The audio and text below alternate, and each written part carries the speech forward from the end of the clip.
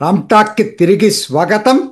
RSS Rashtriya స్వయం సేవక్ సంఘ్ స్థాపించి 100 ఏళ్ళు అయింది. 100 ఏళ్ల ప్రస్థానం చేసుకుంటా ఉంది. అది డాక్టర్ హెగ్డేవార్ ఓ చిన్న కొద్ది మంది వ్యక్తులతోటి చిన్న సంఘాన్ని నాగపూర్లో స్థాపించాడు. మరి ఈరోజు అది ప్రపంచంలోని అతిపెద్ద ఎన్జిఓగా మారింది. దేశంలో అత్యంత ప్రభావిత సంస్థ ఏదైనా ఉందంటే మన దేశంలో అది ఆర్ఎస్ఎస్. అదే కాదు, దేశంలో అతిపెద్ద రాజకీయ పార్టీకి మాతృ సంస్థ అయింది. దేశంలో అతిపెద్ద కార్మిక సంస్థకి మాతృ సంస్థ అయింది. దేశంలో అతిపెద్ద ధార్మిక సంస్థకి మాతృ సంస్థ అయింది. ఒకనాడు మహారాష్ట్రకే పరిమితమైనటువంటి ఆర్ఎస్ఎస్ ఈరోజు అన్ని రాష్ట్రాల్లో అన్ని ప్రాంతాల్లో వీళ్ళునుకుంది. ఇది ఎలా సాధ్యమైంది? దీని గురించి విశ్లేషణ చేసుకునే ముందు ఒక్క మాట మీతో చెప్పాలి. నేను ఆ రోజుకి ఈ రోజుకి ఆర్ఎస్ఎస్తో ఎటువంటి సంబంధం లేనటువంటి వ్యక్తిని, ఒక విధంగా బయటవాడిని, అంటే బాహరి. బయట నుంచి ఆర్ఎస్ఎస్ని విశ్లేషణ చేస్తున్నా, అది మర్చిపోవద్దు. నాకు ఇంటర్నల్గా నాకు తెలియదు. సో బయట నుంచి నా దృక్కోణం ఏంటి ఆర్ఎస్ఎస్ మీద అనేది మీకు చెప్పడానికి ఒక చిన్న ప్రయత్నం చేస్తాను.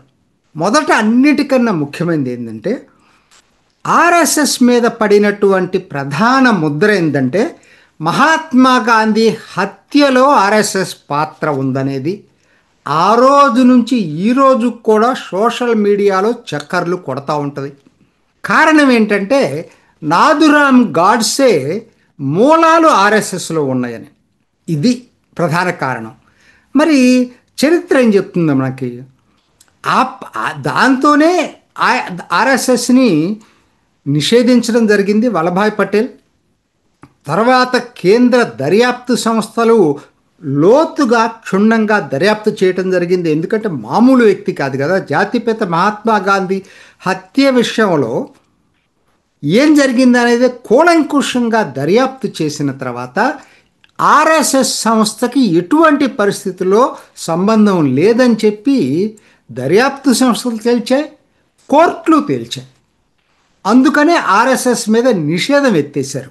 కేంద్ర దర్యాప్తు సంస్థలు, కేంద్రం, కోర్టు, సుప్రీంకోర్టు, అత్యున్నత న్యాయస్థానం చెప్పిన తర్వాత కూడా ఇంకా ఇదే చక్కర్లు కొడతా ఉంటుంది. సరే, దానికి మనం ఏం చేయలేం. బట్ వాస్తవానికి అది కాదు అని చెప్పి కోర్టులన్నీ, అత్యున్నత న్యాయస్థానం తేల్చింది. రెండో ముద్ర ఏంటి దీని మీద? స్వాతంత్ర పోరాటంలో పాల్గొనలేదనేది. కారణం, ఆర్ఎస్ఎస్ సర్సంఘ్ చాలక్ ఆ రోజుకున్నటువంటి వ్యక్తి గోల్వాల్కర్ ఈ స్వాతంత్ర పోరాటంలో పాల్గొనలేదనేది.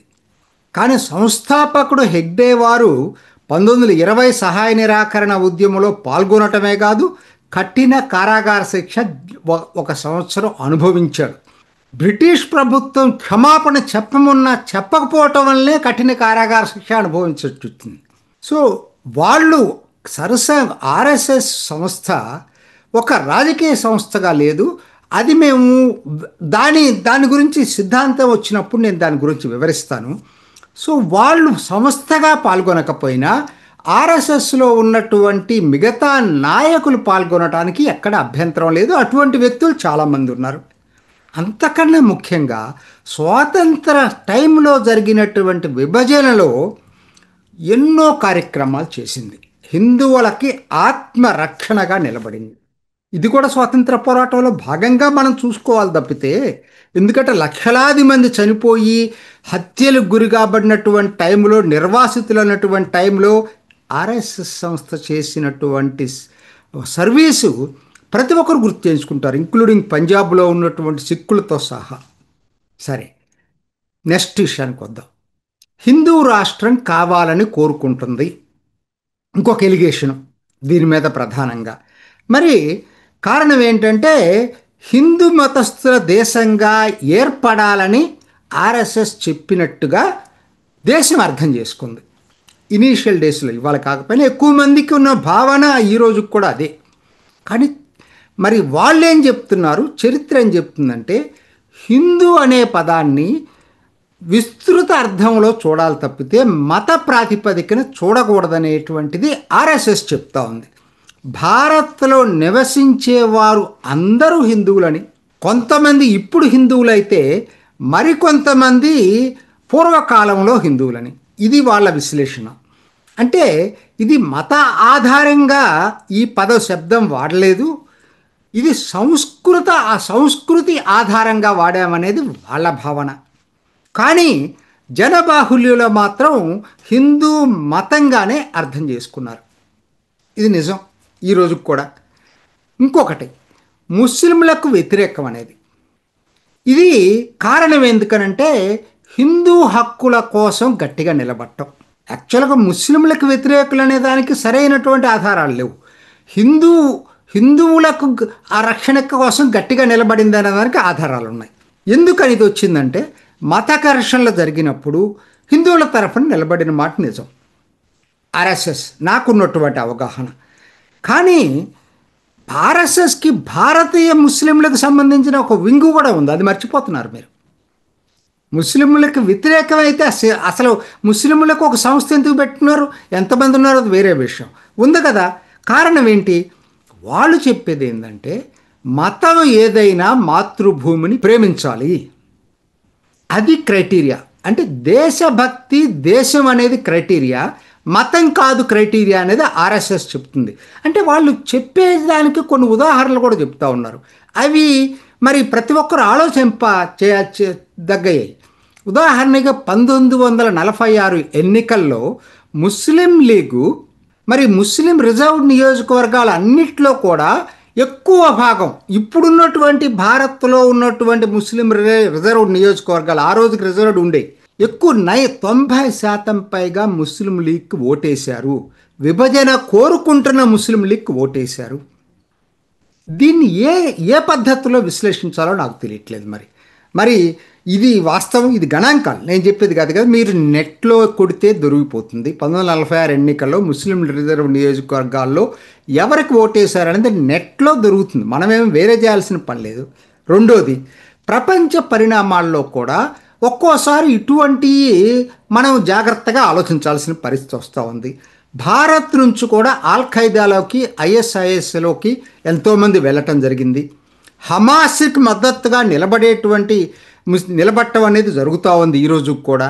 ఎందుకు ఈ మాట చెప్పాల్సి వస్తుందంటే మత మార్పుల్ని ప్రోత్సహించే సంస్థలు, మొత్తం ప్రపంచమంతా ఇస్లామీకరణ చెయ్యాలనేటువంటి సంస్థలకి గణనీయమైన మద్దతు ఉన్నమాట నిజం, లేకపోతే ఈ జరగవు కదా. సో వాళ్ళు చెప్పేది ఏంటంటే మేము ముస్లింలకు వ్యతిరేకం కాదు, రాడికల్ ముస్లింలకు వ్యతిరేకం, జిహాదీ ముస్లింలకు వ్యతిరేకం, దేశాన్ని ప్రేమించే ముస్లింలు మాలో భాగం అనేది వాళ్ళు చెప్తా ఉన్నారు. ఇది ట్రాక్ రికార్డు, వాళ్ళ రచనలు అట్లానే ఉన్నాయి, వాళ్ళ ఆచరణ కూడా అదే చెప్తా ఉంది. తర్వాత ఇంకొకటి వాళ్ళ మీద ఉన్న ఆరోపణ, అగ్రవర్ణాల సంస్థ ఆర్ఎస్ఎస్ అనేది. కారణం వాళ్ళు చెప్పేది ఏంటంటే ఆర్ఎస్ఎస్ సరసంచాలకులందరూ బ్రాహ్మణులు. అంటే ఆ ఒక్క కారణంతో అగ్రవర్ణాల సంస్థ అనేది ఎలా చెప్పగలమో నాకు తెలియదు. ఎందుకనంటే సిపిఎం మరి పేద ప్రజల కోసం, నిమ్న వర్గాల కోసం పనిచేస్తుందని చెప్తున్నటువంటి సిపిఎంలో ఇటీవల కాలం దాకా పోలిట్ బ్యూరో అత్యున్నత నిర్ణయాత్మక సంస్థలో ఓవర్వెల్మింగ్ మెజారిటీ బ్రాహ్మణులే ఉండేవాళ్ళు. అగ్రవర్ణాలు కూడా కాదు, బ్రాహ్మణులే ఉండేవాళ్ళు మెజారిటీ.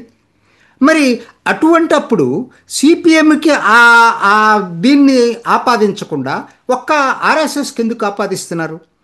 ఆర్ఎస్ఎస్ రాస్తున్నటువంటి వాళ్ళ పత్రికల్లో కానీ, వాళ్ళ ఉపన్యాసాల్లో కానీ ఎక్కడైనా సరే కుల వ్యవస్థని సమర్థిస్తూ కులాలు ఈ నిచ్చెన లాంటి కుల వ్యవస్థ కొనసాగాలని చెప్పి కోరుకున్నారా? మరి ఆర్ఎస్ఎస్ శాఖల్లో వెళ్ళేటువంటి వాళ్ళు నాకు తెలియదు, కానీ వాళ్ళు చెప్పేది ఏంటంటే ఎక్కడా ఇందుట్లో కులమత భేదాలు లేవు, గాంధీజీనే ఈ మాట చెప్పాడు అనేటువంటిది వాళ్ళు చెప్తున్నారు. అంబేద్కర్ ఈ మాట చెప్పాడని చెప్తున్నారు అటెండ్ అయినటువంటి సమయంలో వాళ్ళు అబ్జర్వ్ చేసిన దాన్ని బట్టి. సో ఇది ఎక్కడి నుంచి వచ్చింది? ఇది కూడా ఒక ఆరోపణలు ఏంటంటే చాలా ఉన్నాయి. ఉదాహరణకి సోషల్ మీడియాలో చక్కర్లు కొడుతున్నటువంటి నిరాధార ఆరోపణలకి నేను దాని జోలికి వెళ్ళదలుచుకోవట్లా. మహాత్మా గాంధీ హత్యకి సంబంధం లేదని స్వయానా కోర్టు చెప్పినా కూడా ఇవాళకి సోషల్ మీడియాలో చక్కర్లు కొడుతున్నప్పుడు ఈ మిగతా సోషల్ మీడియాలో వచ్చేటువంటి నిరాధార ఆరోపణల గురించి చెప్పాల్సి వస్తే రోజు చెప్పాల్సి ఉంటుంది. సో దాని జోలికి నేను వెళ్ళటల్లా. వాస్తవం ఏంటి? ఆర్ఎస్ఎస్ అనేది ఎక్కడ విపత్తు జరిగినా, ప్రకృతి విపత్తు జరిగినా, ఆపద జరిగినా మొట్టమొదట ముందు వరుసలో ఉండేది స్వయం సేవక్ కార్యకర్తలు. ఇది అందరూ ఒప్పుకుంటారు. మనకి తెలుగులో మీకు తెలుసులే, దివిసీమ ఉప్పినప్పుడు మేము అందరం చూసాం. ఎన్నో కారణం, ఎన్నో దీంట్లో ఏది జరిగినా వాళ్ళు ఉంటారు ముందు. మోహన్ భగవత్ స్పీచెస్ వింటున్నాం, ఇప్పుడు జరుగుతున్నాయి. 3 రోజులు వాళ్ళ 100 ఏళ్ల ప్రస్థానం సభలు కూడా జరుగుతున్నాయి ఢిల్లీలో. ఎక్కడైనా వినండి, ఆయన ద్వేషాన్ని ఎక్కడ రెచ్చగొట్టాడు? ఆయన అందరూ కలిసి ఉండాలని చెప్తున్నాడు. తప్పెట్లుంది? ఆయన దేశ ఐక్యతను గురించి మాట్లాడుతున్నాడు. సమాజం అందరూ కలిసిపోయి ఐక్యంగా ఉండాలని చెప్పి మాట్లాడుతున్నాడు. ఆయన నేను ఐక్యంగా ఉండాలని మాట్లాడుతుంటే కాదు, నువ్వు ఐక్యతను కోరుకోవట్లేదని చెప్పటం అనే దానికి అర్థం లేదు కదా. అదేమంటే ఎక్కడయో గ్రంథాల్లో కోట్ చేస్తారు. ఇప్పుడు మనం ఆ గ్రంథాలన్నీ ఎందుకు? ఇవాళ సంచాలకు చాలా రోజులు ఉన్నాడు ఈయన. మరి ఈయన ఏం చెప్తున్నాడు? ఏ రోజు కూడా నేను చెప్పిన సిద్ధాంతాలన్నే కదా వీళ్ళు చెప్పింది. ఎక్కడ వీళ్ళు మరి దేశాన్ని ఎక్కడ రెచ్చగొట్టారు? నాకు చూడబోతే ఇవాళ ఆర్ఎస్ఎస్ వ్యతిరేకత పేరుతోటి కమ్యూనిస్టులు, కాంగ్రెస్ వాళ్ళే సమాజంలో ద్వేషాన్ని పెంచి పోషిస్తున్నారు. లేని దాన్ని మేము అందరూ సమానమని చెప్తున్నాము, అన్ని మతాలను బట్టి మేము ఆలోచించట్లేదు, దేశం కోసం ప్రేమించే ప్రతివాడు ఒక్కటేనని చెప్తున్నప్పుడు ఎందుకు వాళ్ళని మీరు కాదు అని చెప్పటంలో అర్థమేముంది? అసలు దానికి ఏమైనా అర్థం లేదు కదా. వాళ్ళు సమాజం కలిసి ఉండాలని చెప్తున్నారు. వాళ్ళ శాఖల్లో జరుగుతున్నది, నేను విన్నది వ్యక్తిత్వ నిర్మాణం, దేశభక్తి, సేవా తత్పరత, వీటి మీద ఫోకస్ పెట్టారు. ఒక్కటే గుర్తండి, అసలు కనుక వాళ్ళు నిజంగా మీరు చెప్పిన పద్ధతుల్లో దేశాన్ని రెచ్చగొట్టే వాళ్ళైతే ఒకనాటి ఇప్పుడు మరి 1925లో స్థాపించింది 100 ఏళ్లకి రోజుకి ఎట్లా పెరుగుతుంది?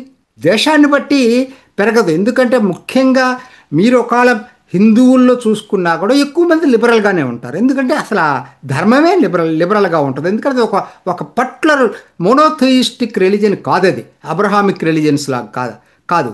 మరి అటువంటిది ఇవాళ వాళ్ళకి అన్నిట్లోనూ శాఖలు ఉన్నాయి, అన్ని ప్రాంతాల్లోనూ విస్తరించారు. ఒక్కరోజు ఆర్ఎస్ఎస్ అంటే అంటరాని సంస్థగా చూసినటువంటి వాళ్ళందరూ కూడా ఇవాళ ఆర్ఎస్ఎస్ అందరి సంస్థగా భావిస్తూ ఉన్నారు. ఇవాళ మీటింగ్కి కూడా జడ్జీలు అటెండ్ అవుతున్నారు, అంతర్జాతీయ డిప్లొమాట్స్ అటెండ్ అవుతున్నారు, మేధావులు అటెండ్ అవుతున్నారు. ఇంతమంది అటెండ్ అవుతున్నారంటే there is something we all must introspect. కాబట్టి కమ్యూనిస్టులు, మేధావులు, కాంగ్రెస్ నాయకులు చేసినటువంటి ఆర్ఎస్ఎస్ మీద ప్రచారం ఆర్ఎస్ నాయకులు ఎక్కడ చెప్పట్లేదు. నా పాయింట్లో ఒకటి, నేను బాహరీగా ఆర్ఎస్ఎస్ అప్పుడు కాదు ఇప్పుడు కాదు, బయట వ్యక్తిగా నేను అబ్జర్వ్ చేసింది ఇది. అందుకనే చరిత్రని నిశితంగా పరిశీలిద్దాం, వర్తమానాన్ని గమనిద్దాం, భవిష్యత్తు నిర్మించుకుందాం, ద్వేషాలను తగ్గించుకుందాం, దేశ ఐక్యతని పెంపొందించుకుందాం. ఇది ఈనాటి రామ్ టాక్. ఇంకొక ఎపిసోడ్లో మళ్ళీ కలుసుకుందాం. నమస్తే. చూసారు కదండి, మరి ఈ వీడియో కనుక మీకు నచ్చినట్లయితే ఒక లైక్ కొట్టేసి మీ అభిప్రాయాన్ని కూడా కామెంట్ బాక్స్లో తెలియజేస్తూ ఇలాంటి ఇంట్రెస్టింగ్ అప్డేట్స్ కోసం మా ఛానల్ని సబ్స్క్రైబ్ చేసుకోండి.